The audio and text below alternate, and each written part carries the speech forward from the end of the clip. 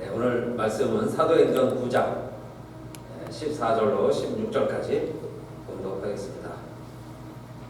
여기서도 주의 이름을 부르는 모든 자를 결박할 권세를 대제사장들에게 받았나이다 하거늘 예수께서 가라사대 가라, 이 사람은 내 이름을 이방인과 임금들과 이스라엘 자손들 앞에 전하기 위하여 택한 나의 그릇이라. 그가 내 이름을 위하여 해를 얼마나 받아야 할 것을 내가 그에게 보이리라 하시니. 아멘. 초대교회가 좀 부흥이 되면서 구제 문제로 교회에 분쟁이 시작이 되었습니다.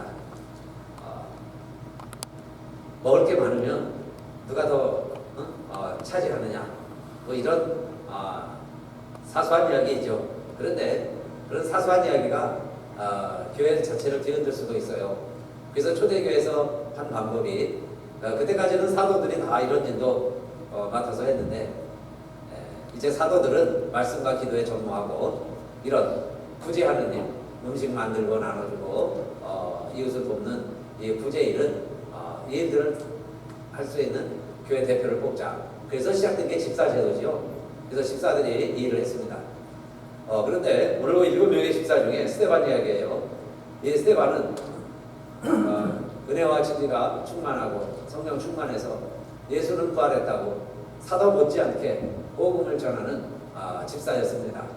그런데 여러분, 우리도 말씀을 전하고 복음 전하고 주일 하다 보면 많은 사람들이 나 환영하고 도와주고 협조하지만 또 그렇지 않은 사람들도 있죠. 스데반도 그것을 경험을 했습니다. 복음을 전하는데 많은 사람들이 싫어하는 거예요.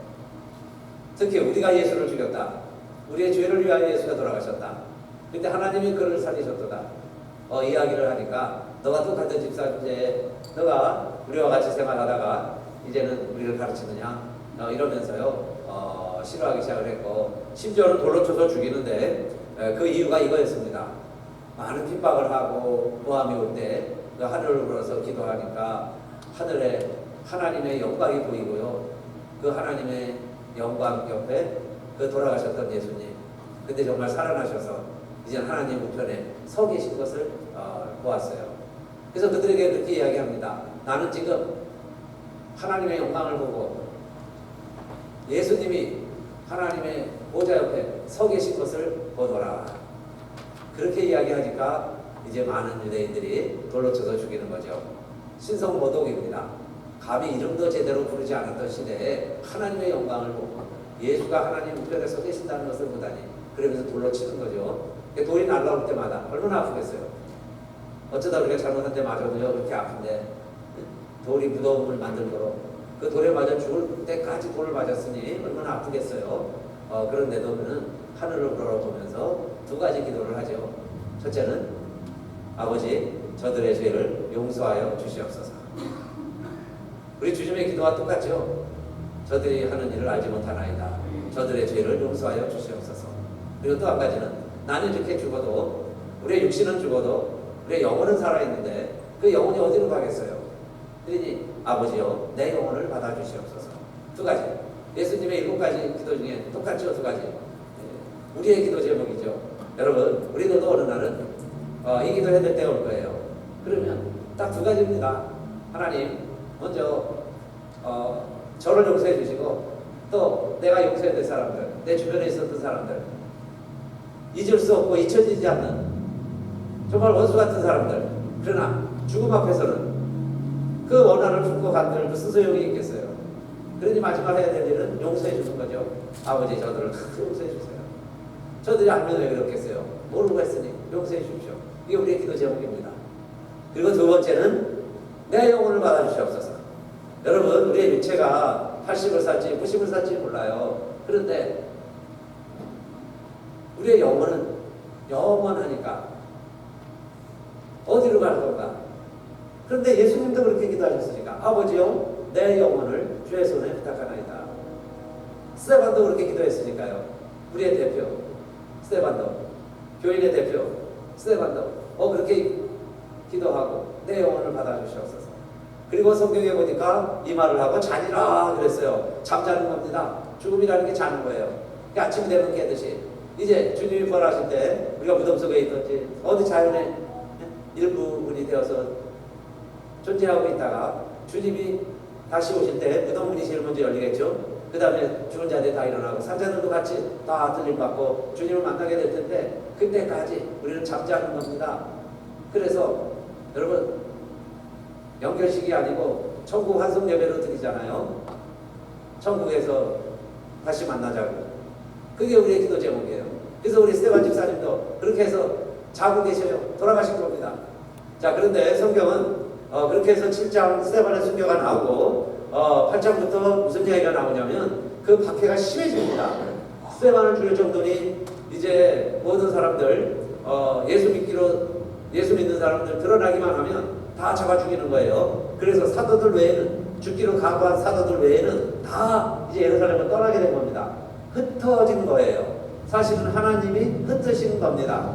그런데 성경은 뭐라고 기록을 하냐면은 경건한 사람들이 그 스테반을 위하여 울면서 장례를 치르고 난 다음에 사울이 오늘 본문에도 나와요. 사울이 교회를 비방하려고 예수 믿는 사람들을 더 적극적으로 각 집에 들어가서 남녀를 끌어다가 목에 넘기는 일을 계속합니다. 그렇게 하니까 사도행전 8장 4절 그 흩어진 사람들이 흩어질 수밖에 없죠.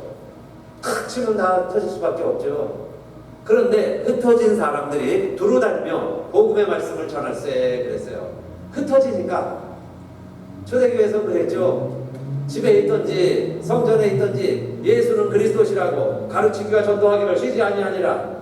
사도들은 그 이름을 위하여 능력받는 일에 합당한 자로 여기심을 기뻐하면서 오히려 어려움 당하면 우리가 능력받는 자가 되었구나, 합당한 자가 되었구나 기뻐하면서 예수는 그리스도시라고 집에 있든지 성전에 있든지 전하기 시작하는 사람들이 다 핍박 때문에 흩어졌으니까 흩어진 사람들이 뭐 하겠어요?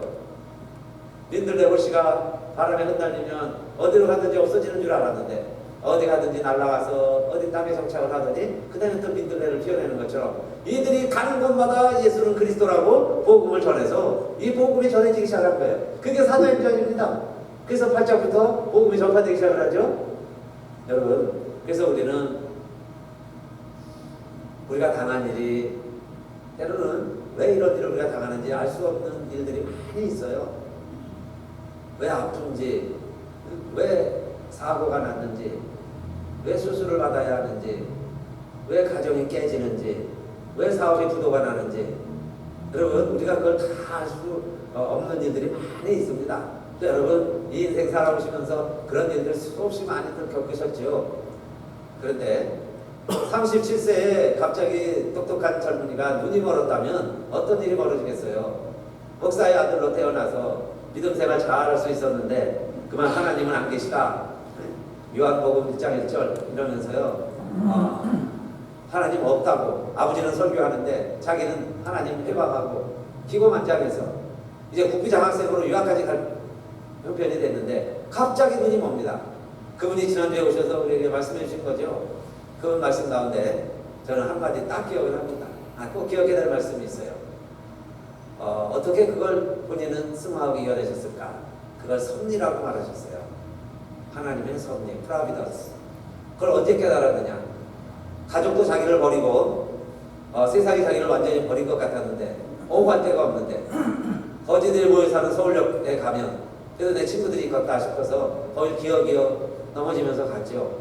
그래서 그들과 어울려 지내다가 그 아이들의 꿈이 있다는 걸 알았어요.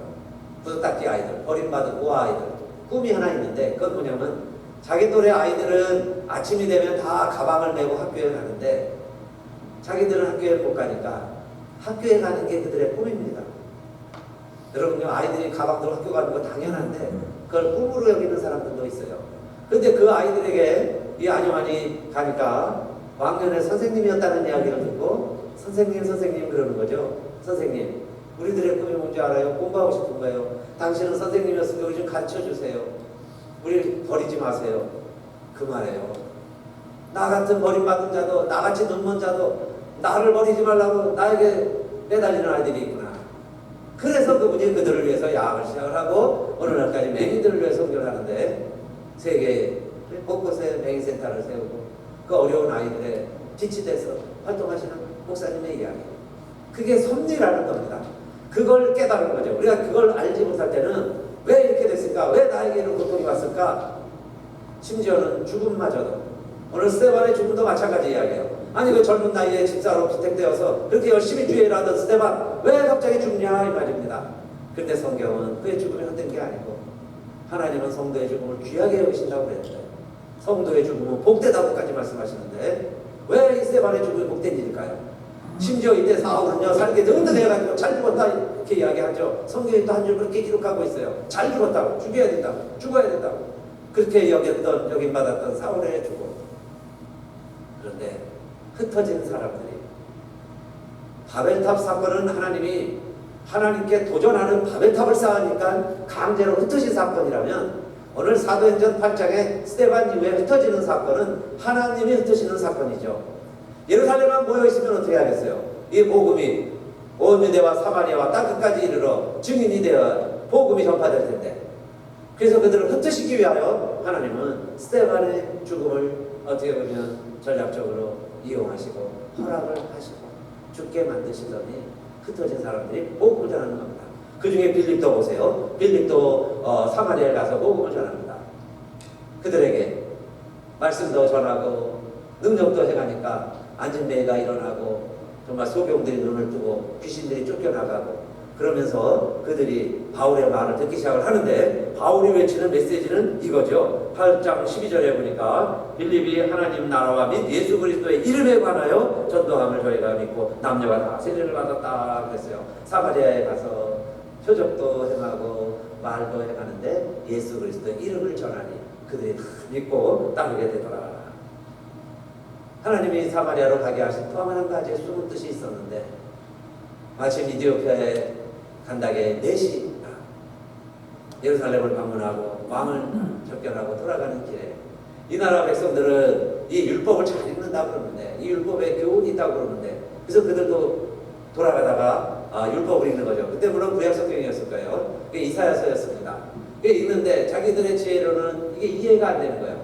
그게 이사야 53장 7절 8절 말씀인데, 그는 마치 끌려가는 양처럼 끌려가며 그는 털 깎는 자 앞에서 잠잠한 양처럼 잠잠하였도다. 자기를 죽이는 자 앞에서 끌려가는 양같이 끌려가고, 자기를 죽이는 자 앞에서 한마디 말도 안 하는, 이게 누구 이야기냐, 이게 무슨 이야기냐, 이게 우리와 무슨 상관이 있느냐.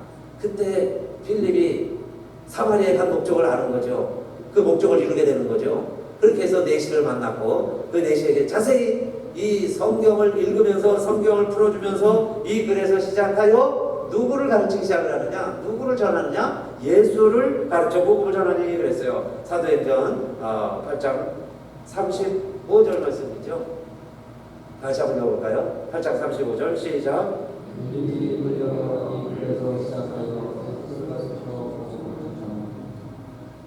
빌립의 방법이고, 하나님이 사도들을 외에 모든 교우들을 온 사방에 흩으시는 목적, 그 목적을 수행하면서 글을 읽는 사람에게는 글을, 안 못 보는 사람에게는 보게 하면서 안진뱅이에는 걷게 하면서 그들에게 무엇을 전해야 되냐?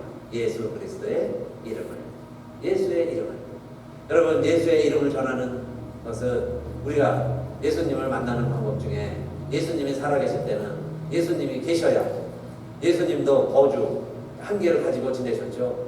그런데 내가 떠나가는 것이 너에게 유익이라 하신 말씀의 의미 가운데 하나는, 예수님이 떠나가시면 성령이 오시는데, 이제는 성령으로 주님이 계시면 예수의 이름만 가지고 우리의 이름을 또 빌려주셨어요. 그래서 성령의 능력을 받고 그 이름을 증거하면 어디를 가든지 예수가 계시는구나, 어디를 가든지 예수와 함께하는 시대가 되었으니, 예수님 말씀도 맞죠. 예수님 떠나간다는 게 그냥 떠나는 게 아니죠. 죽으심을 이야기하는 거였어요. 예수님의 죽으심이 오히려 우리에게는 복이다. 그래서 정말 그들이 각적에 흩어지면서도 그 예수의 이름을 전하면서 복음을 전하게 되었다. 전화위복의 사건. 어디를 가든지 예수의 이름이 증거지는 기록이 사도행전이다, 이 말씀이죠. 또 여러분이 기도하시다고 이제 9장에 이 사울 이야기가 나옵니다. 사울은요, 스데반이 죽을 때도 잘 죽었다고 죽이는데 앞장서는 사람이고, 이 날도 다메섹에 이 공문을 가지고 가는 거예요. 지금으로 말하면 수색영장, 체포영장, 구속영장 벌써 발부받아가지고 예수 믿는 사람 잡아내면 끌고 가려고 목에 집어넣으려고 다메섹에 거의 다 왔습니다. 그런데 하늘에서 갑자기 빛이 임하고 그가 눈이 멀게 되죠. 누구십니까? 나는 이렇게 만드는 게 누구십니까?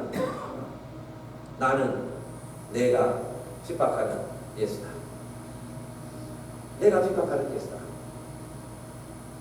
갑자기요, 전율 막 머리가 쭈삣쭈삣 선다는 느낌 있죠. 내가 그렇게 죽이려고 했던 사람인데 그 사람이 내 앞에 나타났으니 얼마나 사울이지만 당황했겠어요. 너가 다메섹에 들어가라. 그러나 이제는 다메섹에 가서 예수 믿는 사람들을 잡아내려고 하는 게 아니라 아나니아라는 사람 만날 것이다. 아나니아가 너를 만나면 내 눈을 뜨게 해줄 것이다. 아나니아에게는 하나님도 역사하셔서 너는 저 사울을 찾아가라. 그가 눈이 멀어있다. 그에게 안수해서 그걸 보게 해줘라. 갑자기 사울의 눈이 또 왜 멀었을까요? 이것도 하나님의 섭리, 하나님의 프라비던스, 어떻게 보면 선결이죠. 미리 보는 거죠. 우리는 몰라요. 그러나 하나님의 계획이 있었던 거예요. 그래서 아나니아에게 이야기하니 아나니아가 그렇게 이야기하죠. 하나님 아닙니다. 저 사람이 지금 예수 믿는 사람들을 얼마나 잡아주셨는지 모릅니다. 스데반 죽이고 이제 다메섹까지 왔습니다. 아니다. 그는 임금들과 많은 이방인들에게 나의 이름을 전하라고 내가 택한 나의 그릇이다. 그에게 안수해 주어라. 그를 만나라. 그의 눈을 뜨게 해주어라. 그래서 아나니아가 가서 안수해주니 비늘이 벗겨지고 그가 다시 보기 시작을 하죠. 그가 보자마자 하나님을 경험한 거예요. 눈을 뜨자마자 예수는 그리스도시라고. 다른 거 저런 거 아니죠. 눈이 떠지니까 내가 예수 만났는데, 그분이 내 눈을 뜨게 해주었는데, 예수는 살아나셨다. 그뿐만 아니라 예수가 나의 눈을 뜨게 해주셨다. 예수가 나의 하나님이시다. 나와 관련 없는 부활했다고 사람들이 믿는 저 하늘에 계신 그 하나님이었는데, 그래서 거짓말하는 줄 알고 나의 그 믿는 사람들 다 잡아 죽였는데, 그게 내 사명인데, 그게 내가 하나님을 섬기는 방법이었는데, 그분이 나의 눈을 뜨게 해주셨다. 내가 체험한 예수님.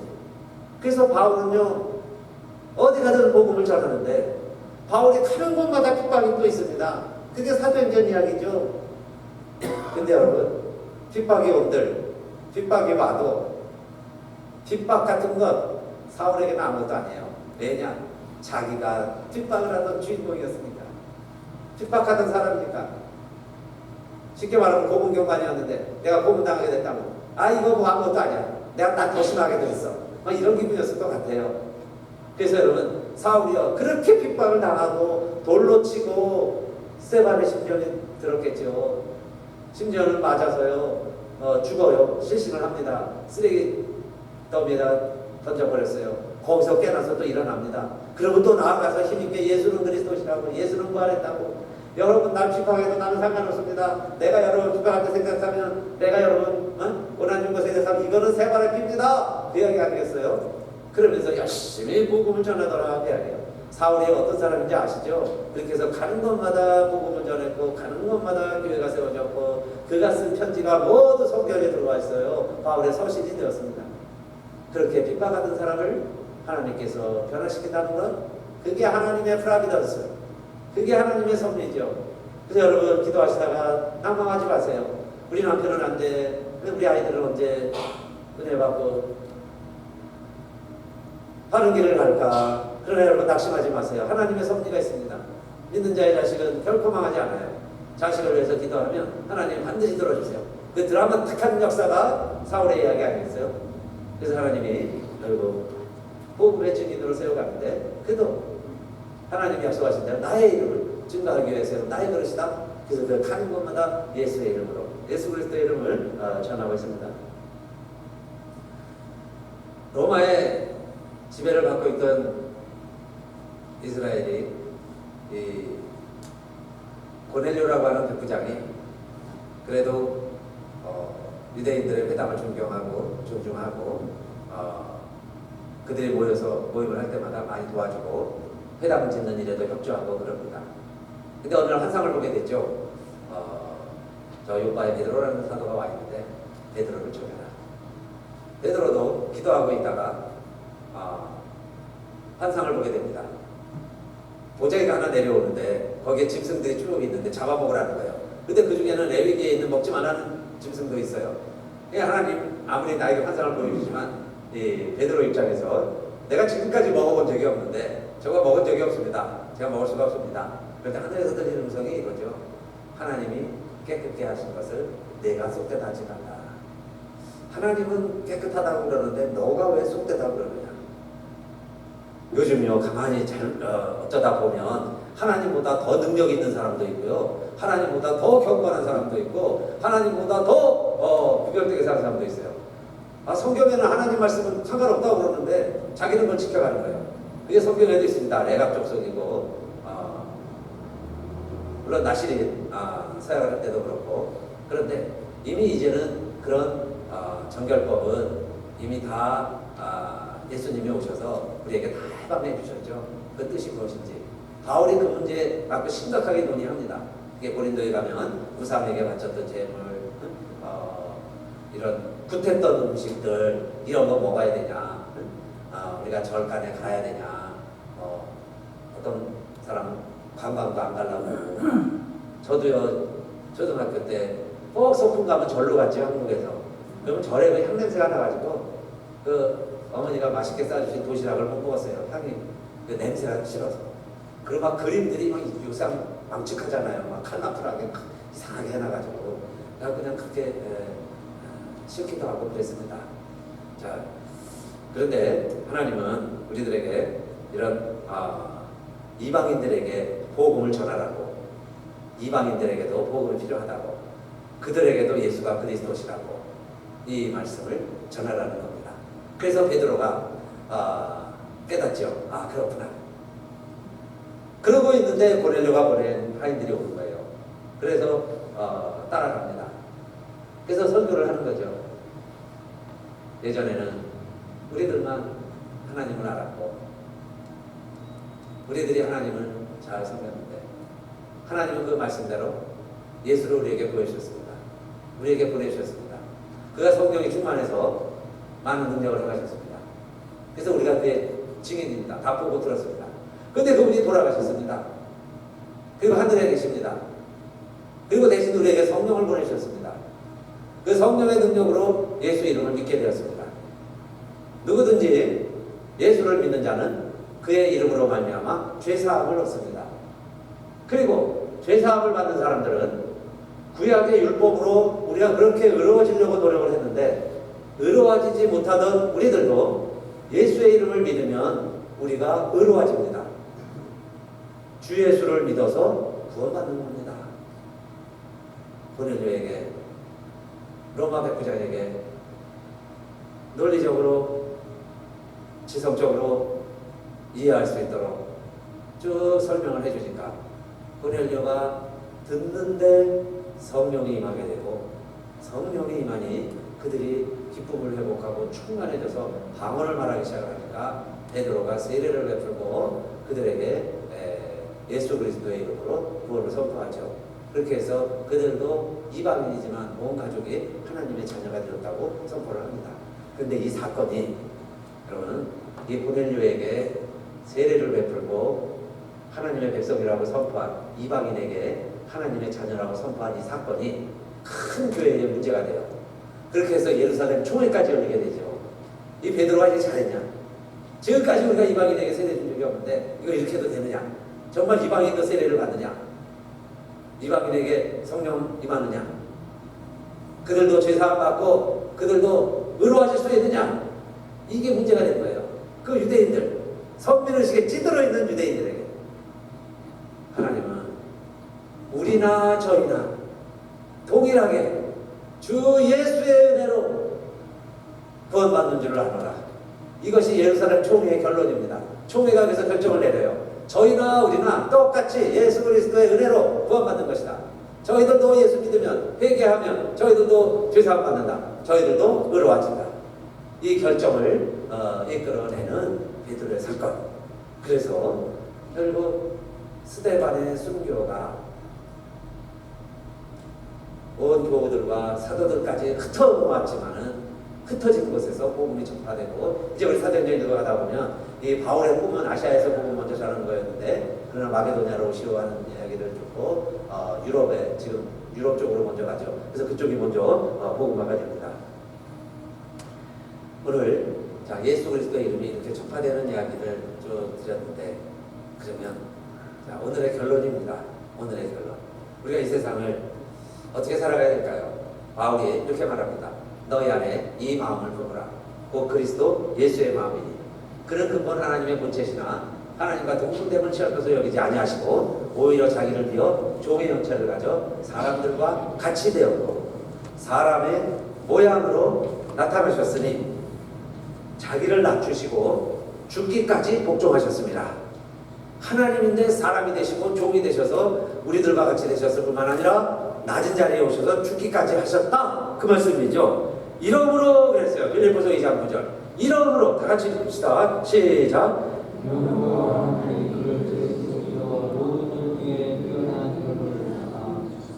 하늘에 있는 자들과 땅에 있는 자들과 땅 아래 있는 자들로 모든 무릎을 예수의 이름에 꿇게 하시고 모든 입으로 예수 그리스도를 주라 시인하여 하나님 아버지께 영광을 돌리게 하셨느니라. 아멘. 지금 예수님의 이름에 모든 무릎을 꿇게 하셨다고 했어요. 모든 사람들이 다 예수의 이름을 경배합니다. 그런데 더 놀라운 사실은 예수의 이름을, 예수님이 하나님 보좌 우편에 앉아 계신데 우리들에게는 그 예수의 이름이 무슨 의미가 있을까? 여러분, 사람 사는 목적이 뭘까요? 우리가 세례문답할 때 다 이렇게 고백합니다. 하나님께 영광, 하나님의 영광을 위해서 우리가 태어났습니다. 하나님의 영광을 위해 살아갑니다. 그런데 우리에게 하나님의 영광을 위해서 살 수 있는 쉬운 길, 진리의 길, 생명의 길을 우리에게 알려주셨어요. 그게 예수 이름의 비밀입니다. 예수의 이름을, 예수를 주라 시인하는 자마다 하나님 아버지께 영광을 돌리게 하셨느니라. 이게 하나님의 방법이죠. 자식을 키우는 부모들 다 느끼죠. 아들이 잘 되면 기쁜 거예요. 아들 칭찬하면 기쁜 거예요. 아들이 아버지보다 크네, 잘생겼네 그러면 시기하는 아버지 없어요. 다 기뻐합니다. 우리 하나님의 뜻은 뭘까요? 그 아들 죽기까지 복종했는데, 하늘나라에서 이 땅에 내려가라 하니까 내려갔는데, 십자가에서 죽지 않으면, 희생양이 되지 않으면, 정말 죽는 자에게 끌려가는 어린 양처럼 끌려가지 않으면 하나님의 역사를 이룰 수가 없는데, 그 일을 이루고 그 역사를 이루고, 그래서 하나님이 살려내신 그 아들, 마지막 하나님의 방법이죠. 그 아들만 너희들이 인정을 해라. 그 아들만을 인정을 해라. 너희들 다른 걸 안 해도 좋아. 송아지 안 잡아도 되고 양 못 잡아도 되고 너희들 피 필요 없어. 너는 거 다 안 해도 돼. 헌신 희생 못 해도 괜찮아. 그러나 내가 마지막으로 너희들에게 한 거, 우리 아들, 내 아들이 너희에게 한 거, 예수만 주라고 좀 불러다오. 그것도 못하면 어떻게 되겠어요? 근데 하나님의 영광은 뭐냐? 사람들이 예수 앞에 무릎을 꿇고 그 예수가 하나님이라고 예수 이름으로 기도하고 예수 이름 찬양하고 예수의 이름을 경배하면 하나님의 기쁨이다. 하나님의 영광이다. 그랬어요. 그러니까 여러분, 이보다 더 기쁜 일이 어디 있겠어요? 근데 내가 예수 이름만 높여드리면, 여러분 어디 티셔츠 하나 입고 갔대요? 지저스, 빌리브 지저스, 살베이션, 뭐 이런 것만 입고만 다녀도 하나님이 보신다면 너무 기뻐하실 거예요. 그게 전도 입각판이니까. 예수 이름만 전하고 다녀도 하나님 얼마나 기뻐하실까. 근데 오늘 바울의 결론, 예수 이름을 이렇게 전하게 하신 그 결론이 이겁니다. 누구든지 예수를 주라 시행하면 하나님께 영광이 된다. 여러분 다 같이 일어나셔서 우리가 예수의 이름 찬양하면서 하나님께 영광 되기 바랍니다.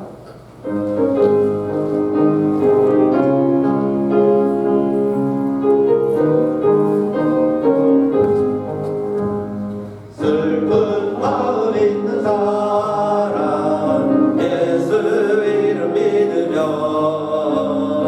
영원토록 변함없는 기쁜 마음 오누리. 예수의 이름은 세상에서